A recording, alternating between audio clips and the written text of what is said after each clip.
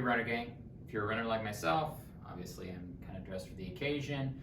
Sometimes I have to do a little bit of a warm up before my run. It may be something as simple as just going on like a 5 to 10 minute walk, pretty brisk, or if I want to get more specific, if I'm trying to target a specific area that's maybe been bothering me lately, I'll try out some more specific drills.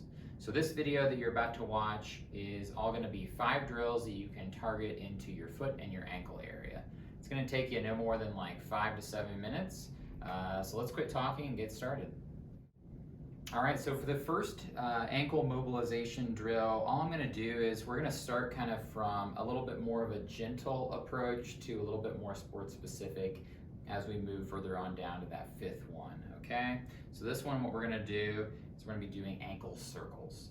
So we're going to start by doing open chain, and so all that basically means that it's unweighted. So I'm standing on one foot, this foot's going to come up, I'm going to hold that, so I can work on my balance a little bit too while I'm at it. And I'm just gonna make the biggest circle I can possible with my foot, okay? I wouldn't spend any more than like 30 seconds on each foot here doing big circles like so, okay? So I can go, obviously this would be counterclockwise, and then I can do clockwise as well, okay? And I'm just trying to make the biggest circle I can with my foot. The reason being is it just adds a little bit more tension to all the tendons and muscles that kind of cross over into that foot area.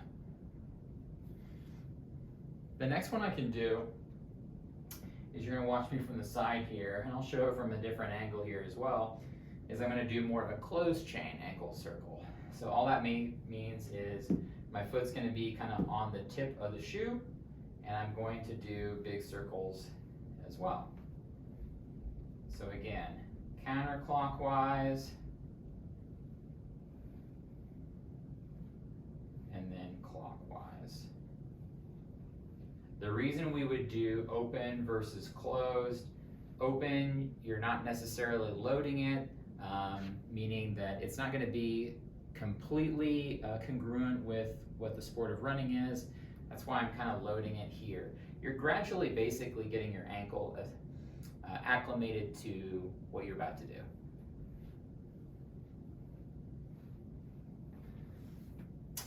All right, let's jump on to the next one.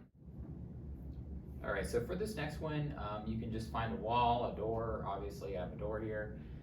We're gonna work on what is called ankle pumps, okay? It's a good way of getting that ankle dorsiflexion, both with knee bent and knee straight. It's very important range of motion that you guys have during your running gait cycle, okay? All I'm gonna do is I can kind of step away a little bit here, and I'm just gonna go back and forth, pressing my heel down as I'm angled towards the door here, okay? Again, I don't need to spend like a super long period of time here, 30 seconds at the most, going back and forth between my left and my right side.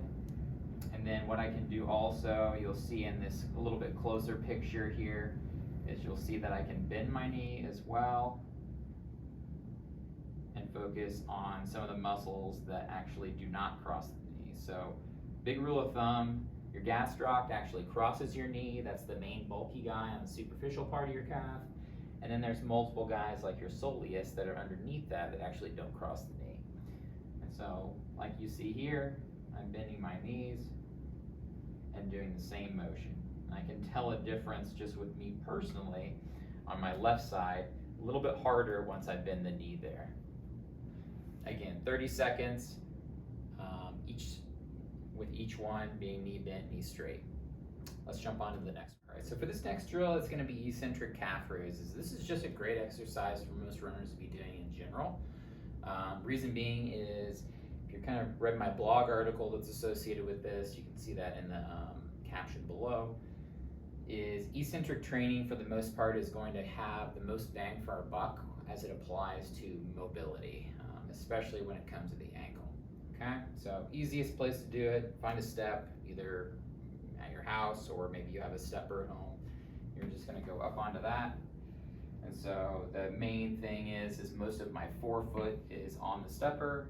I'm going to drop below parallel, and then as I come up, I'll push through my feet, coming straight up, I'll drop right back down again. Okay? I may hold it here for about 5 seconds. I'm not gonna like forcibly stretch down here, so I'm not gonna hang out for a super long period of time.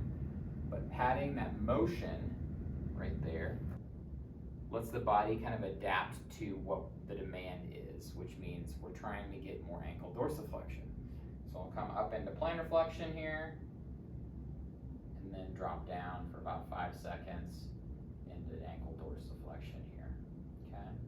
You'll see this on the picture below here, very close up and personal, okay?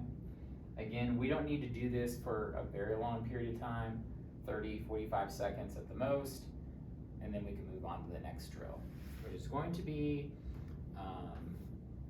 right now.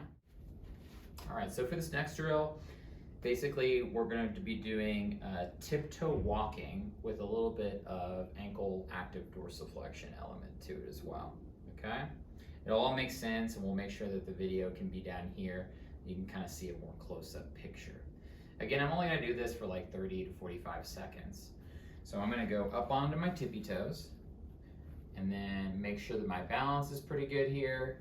And as I walk, I'm going to balance on my right, take my left up like so, and then come back down into the tippy toe. So in real time, it kind of looks like this.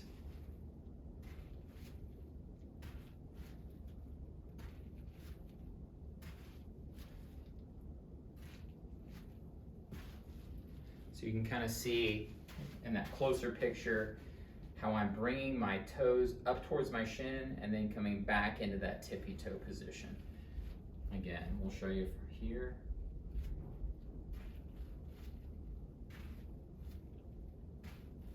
And like I said, it doesn't need to be a super long period of time, 30 to 45 seconds.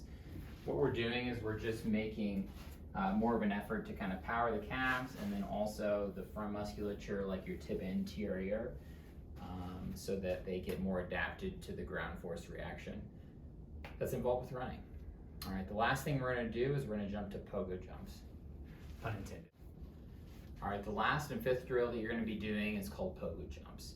Probably the most closest thing we can replicate as far as strength applying to sport when it comes to running. So I always try to tend to get people to get to this point in their strength training program as quickly as possible, making sure that we don't compromise, obviously, form, balance, stability, and strength. So with pogo jumps, it's pretty simple. It's just like you're back in the schoolyard days doing jump rope. I'm just going to be up on the balls of my feet, and I'm going to just hop. Okay. So I can do this with knees straight or extended like so. You can go knees bent. And all I'm doing is I'm just pushing off the ground. You can kind of see you can change the contact time too. So the longer I'm on the ground, that's the more force that's involved with this. And I can do 2 leg or 1 leg.